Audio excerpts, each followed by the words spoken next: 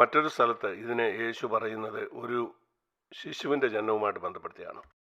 അവൻ പറയുന്നു, ഈ ഭൂമി അതിനെ ദൈവം പുതിയൊരു ഭൂമിയായിട്ട് മാറ്റും. അങ്ങനെ ഒരു പുതിയ ആകാശവും പുതിയ ഭൂമിയും സൃഷ്ടിക്കപ്പെടും. അതൊരു ശിശുവിൻ്റെ ജനനം പോലാണ്. ഒരമ്മ തൻ്റെ ജനിക്കാൻ പോകുന്ന കുഞ്ഞിനെ നോക്കി പാർക്കുന്ന പോലെ നാമും നോക്കി പാർക്കേണ്ട ഒരു കാര്യമാണത്. അതിനുവേണ്ടി ഒരമ്മ എത്രയധികം വേദനയിലൂടെയാണ് കടന്നു പോകേണ്ടി വരുന്നത്. നോക്കൂ, മരിക്കാൻ പോകുന്നത് പോലെയുള്ള കഠിനമായ വേദനയിലൂടെയാണ് അമ്മ കടന്നു പോകുന്നത് ആ കുഞ്ഞിനെ പ്രസവിക്കുമ്പം. ഇതുപോലെ ക്രിസ്ത്യാനികൾ ഒരു വേദനയുടെ കാലഘട്ടത്തിലൂടെ കടന്നു പോകേണ്ടി വരും. അതിനുശേഷമേ ഈ ശിശു ജനിക്കുകയുള്ളൂ. അവൻ പറഞ്ഞു, ഈ കാര്യങ്ങൾ സംഭവിച്ചു തുടങ്ങുമ്പം അത് ഈറ്റുനോവിൻ്റെ ആരംഭമത്രേ. അതുകൊണ്ട് യേശു പറഞ്ഞു, ഉപദ്രവങ്ങളുടെ ഒരു കാലഘട്ടത്തിലൂടെ ക്രിസ്ത്യാനി കടന്നു പോകേണ്ടി വരും. അതുപോലെ പീഡകൾ. എന്നാൽ അത് അല്പകാലത്തേക്കേ കാണത്തുള്ളൂ. ഒരമ്മയ്ക്ക് മാസങ്ങളോളം പ്രസവവേദന എടുക്കുകയല്ല. ചിലപ്പം കുറച്ച് മണിക്കൂർ, അത് കഴിഞ്ഞാൽ ശിശു ജനിക്കും. ആ ശിശു ജനിച്ചാൽ അവളുടെ വേദന മുഴുവനും മറന്നു കളയും. അവൾക്ക് വളരെ സന്തോഷമാകും.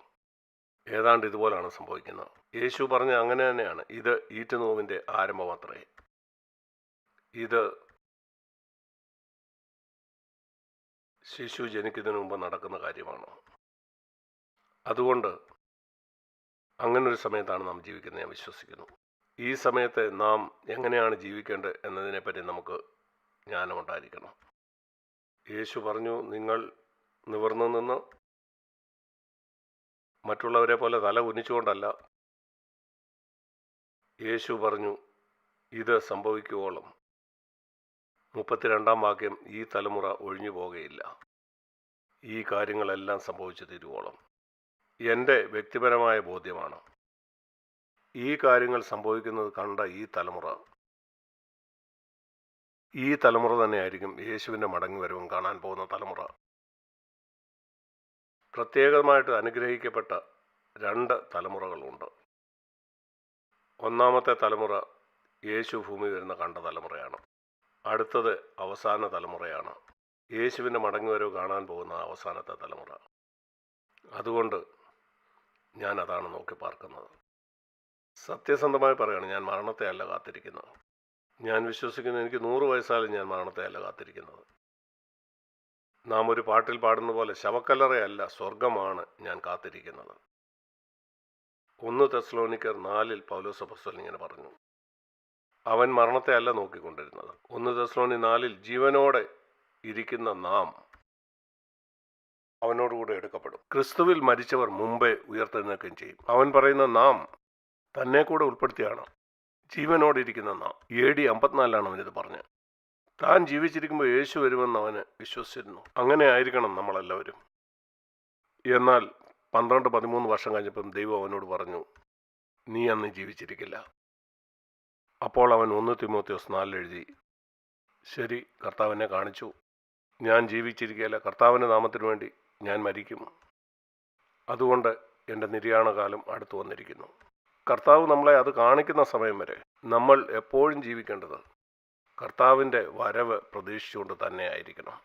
എന്നാൽ കർത്താവ് എപ്പോഴാണ് വരുന്നതെന്ന് ആർക്കും അറിയുകയുമില്ല. ആ ദിവസമോ മണിക്കൂറോ. എന്നാൽ അത് അടുത്തിരിക്കണമെന്ന് നിങ്ങൾക്ക് മനസ്സിലാക്കാം. അതുകൊണ്ട് നിങ്ങൾ ഒരുക്കമുള്ളവരായിട്ടിരിക്കണം. പ്രധാനപ്പെട്ട കാര്യം അവൻ്റെ വരവിന് വേണ്ടി ഒരുങ്ങുക എന്നുള്ളതാണ്. ആ സമയമോ മറ്റോ അറിയുന്നതല്ല. ഇതിനോടുള്ള ബന്ധത്തിൽ ലൂക്കോസ് 21:34 ആ ദിവസം നിങ്ങൾക്ക് പെട്ടെന്ന് കെണി പോലെ വരാതിരിപ്പാൻ സൂക്ഷിച്ചുകൊള്ളുവീൻ. എനിക്ക് കർത്താവിനോടൊപ്പം പോകണമെങ്കിൽ ഞാൻ ഭാരമില്ലാത്തവനായിരിക്കണം. കനമില്ലാത്ത കാര്യങ്ങൾ പറന്നു നടക്കുന്ന നിങ്ങൾ കണ്ടിട്ടുണ്ടോ? തൂവല് ആകാശത്തൂടെ പറന്നു നടക്കാറുണ്ട്. കല്ലൊന്നും ആകാശത്തൂടെ പറന്നു നടക്കുന്ന നിങ്ങൾ കാണില്ല. അത് ഭാരമുള്ളതാണ്. അതുകൊണ്ട് എനിക്ക് ഭാരമുള്ളവനായിരിക്കണ്ട.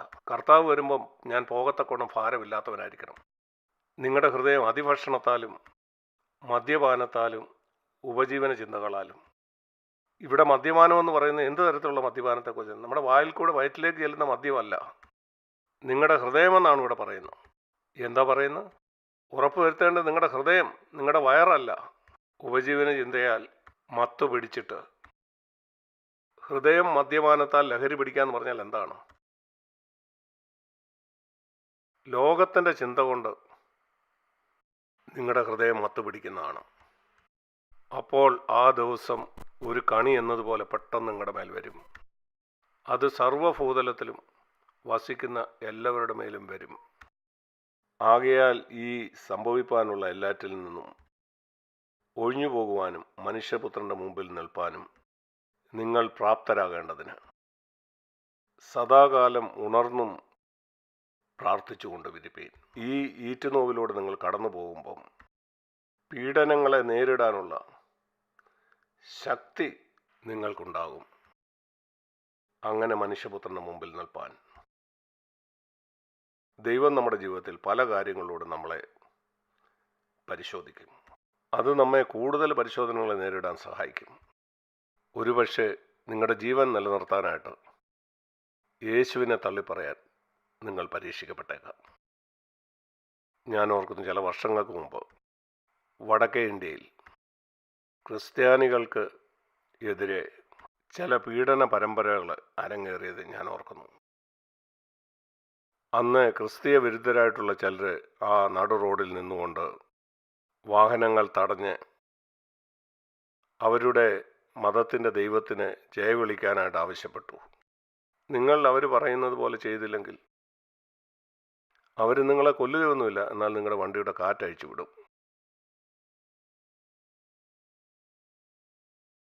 കാറ്റ് പോയാൽ പിന്നെ നിങ്ങൾക്ക് മുന്നോട്ട് പോകാനായിട്ട് കഴിയില്ല. ആ ഒരു വാക്ക് നിങ്ങൾ പറയാനായിട്ട് തയ്യാറായാൽ, 1-ാം നൂറ്റാണ്ടിൽ ചിലർ അവരോട് ആവശ്യപ്പെടുമായിരുന്നു, സീസറാണ് ദൈവം. അവർ പറയും നല്ല യേശുവാണ്. അവരുടെ തല ഛേദിക്കപ്പെടും.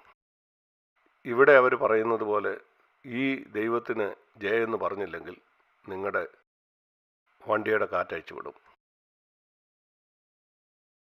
ഒരിക്കൽ ഞാൻ ഓർക്കുന്നു, ഞങ്ങൾ ബീഹാറിലൂടെ സഞ്ചരിക്കുകയാണ്. അന്ന് അവിടെ ഒരു ഉത്സവം നടക്കുകയാണ്. ആളുകൾ ബസ് തടഞ്ഞു നിർത്തി അവരുടെ വിഗ്രഹം കാണിച്ചിട്ട് സംഭാവന നൽകാനായിട്ട് പറഞ്ഞു. ഈ സാഹചര്യത്തിൽ നിങ്ങൾ എന്തു ചെയ്യും? ഒരുപക്ഷെ അവർ നിങ്ങളുടെ വണ്ടിയുടെ കാറ്റഴിച്ചു വിടുമായിരിക്കും. ഇപ്പോൾ അത്രത്തോളമേ ഉള്ളൂ. എന്നാൽ മോശപ്പെട്ട ഒരു സമയം വരുന്നുണ്ട്. നിങ്ങൾക്കറിയാമോ, ഇപ്പോൾ നിങ്ങൾ അതിനുവേണ്ടി ഒരുങ്ങുന്നില്ല എങ്കിൽ, അതേപ്പറ്റി ഇപ്പം നമ്മൾ ചിന്തിക്കുന്നില്ലെങ്കിൽ, അന്ന് എന്ത് ചെയ്യണമെന്ന് നിങ്ങൾക്ക് അറിയില്ലായിരിക്കും. നിങ്ങൾ പറയും ശരി, ഒരു കൊച്ചു കാര്യമല്ലേ. നിങ്ങൾക്കറിയാമോ, ഒത്തിരി ക്രിസ്ത്യാനികളായിട്ടുള്ള ആളുകൾ അവർ സാധാരണ പറയുന്ന ഒരു കാര്യമാണ്, ഓ അതൊരു കൊച്ചു കാര്യമല്ലേ, സാരമില്ല. ഓ വേദപുസ്തകത്തിൽ പറയുന്ന പ്രധാനപ്പെട്ട കൽപ്പനകൾ അത് നമ്മൾ അനുസരിക്കണം. ഇങ്ങനെയുള്ള ആളുകളായിരിക്കും അവസാനം പൊത്തരുത്തപ്പെടുന്നത്. കാരണം അവരുടെ മനോഭാവം, ഓ അതൊരു ചെറിയ കാര്യമല്ലേ, ഏതെങ്കിലും ഒരു ദൈവത്തിന് ജയെന്ന് പറഞ്ഞാൽ, ഞാനതൊന്നും മനസ്സിൽ ഉദ്ദേശിച്ചില്ല.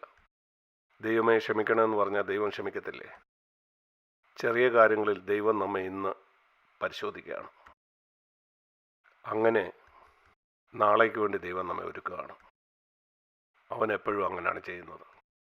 അതുകൊണ്ട് ഇങ്ങനെയുള്ള കൊച്ചു കാര്യങ്ങൾ നിങ്ങൾ ജീവിതത്തിൽ ഉണ്ടാകുമ്പോൾ അതിനെ നിസ്സാരമായിട്ട് എടുക്കരുത്. നിങ്ങൾ കോപിക്കുമ്പോൾ ഇങ്ങനെ ചിന്തിക്കരുത്, ഇതൊരു ചെറിയ കാര്യമല്ലേ. അതൊരു ചെറിയ കാര്യമല്ല. കോപമുണ്ടാകത്തക്കവണ്ണമുള്ള സാഹചര്യത്തിലൂടെ ദൈവം നിങ്ങളെ നടത്തും. അത് നിങ്ങൾ ജയിക്കേണ്ട ഒരു ചെറിയ കാര്യമാണ്. ഒരുപക്ഷെ നിങ്ങൾക്ക് കിട്ടേണ്ട ഒരു സ്ഥാനക്കയറ്റം നിങ്ങൾക്ക് കിട്ടിയില്ലായിരിക്കും. നിങ്ങൾക്ക് അവിടെ സന്തോഷിക്കാനായിട്ട് കഴിയുമോ? അല്ലെങ്കിൽ നിങ്ങളുടെ ജോലി പോയി, ശരി സാരമില്ല, ഞാനൊരു ക്രിസ്ത്യാനിയായി നിന്ന് നിലപാടുകൾ എടുത്തുകൊണ്ട് എനിക്ക് എൻ്റെ ജോലി നഷ്ടമായി. അല്ലെങ്കിൽ നിങ്ങളുടെ കൂടെ ജോലി ചെയ്യുന്ന ആളുകൾ നിങ്ങളെ മാനിച്ചില്ലായിരിക്കും. അല്ലെങ്കിൽ ശമ്പളത്തിൽ നിങ്ങൾക്ക് വർധന ഉണ്ടായില്ല. നിങ്ങളുടെ ബന്ധുക്കൾ നിങ്ങളെ മാനിച്ചില്ലായിരിക്കും. പലപ്പോഴും നമ്മൾ പരീക്ഷിക്കപ്പെടുന്ന ഇതുപോലുള്ള കാര്യങ്ങളാണ്. ഞാൻ കണ്ടിട്ടുണ്ട് അനേക വിശ്വാസികളും അവരുടെ ബന്ധുക്കളുടെ മുമ്പിൽ കർത്താവിന് വേണ്ടി അവമാനം ഏൽക്കാനായിട്ട് അവർ തയ്യാറല്ല. അവരുടെ ബന്ധുക്കളെല്ലാം അവരെ സ്നേഹിക്കണമെന്ന് അവരാഗ്രഹിക്കുന്നു. അവരുടെ മതപുരോഹിതന്മാരെ സന്തോഷിപ്പിക്കണം. ശരി, കർത്താവ് വരുമ്പം നിങ്ങൾക്ക് വലിയ ഞെട്ടലുണ്ടാവും.